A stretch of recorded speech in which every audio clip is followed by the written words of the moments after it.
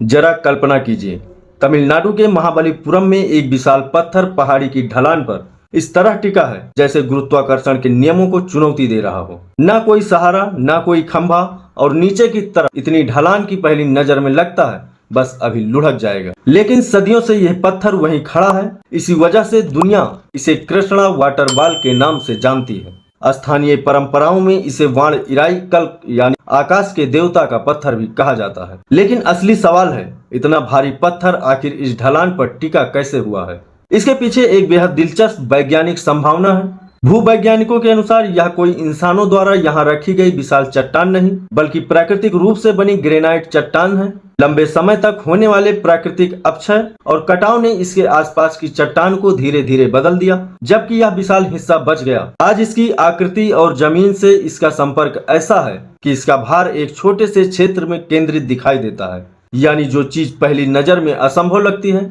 उसके पीछे गुरुत्वाकर्षण भार का वितरण, चट्टान की आकृति और घर्षण जैसे सामान्य भौतिक सिद्धांत काम कर सकते हैं।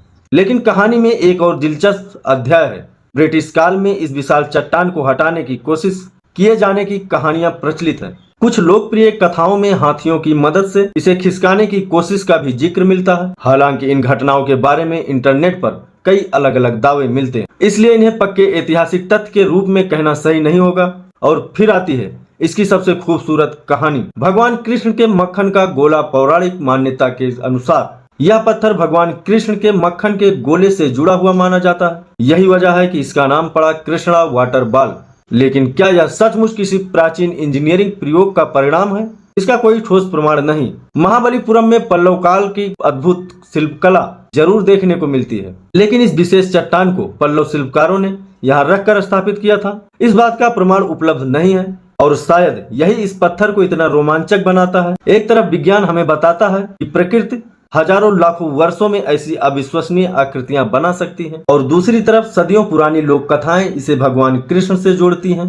प्रकृति, इतिहास और पौराणिक कथा तीनों एक ही जगह पर मिल जाते हैं। तो अगली बार जब आप महाबलीपुरम जाएं और इस विशाल पत्थर को देखें, तो सिर्फ यह मत सोचिए कि यह गिरता क्यों नहीं, बल्कि यह भी सोच प्रकृति आखिर कितने ऐसे रहस्य अपने भीतर छिपाए बैठी है, जिन्हें देखकर इंसान आज भी हैरान रह जाता है। अगर आपको इतिहास और ऐसे रहस्यमय स्थानों की कहानियां पसंद है तो वीडियो को लाइक करें और चैनल को सब्सक्राइब करना ना भूलें। मिलते हैं अगले वीडियो में एक और अनसुने रहस्य के साथ।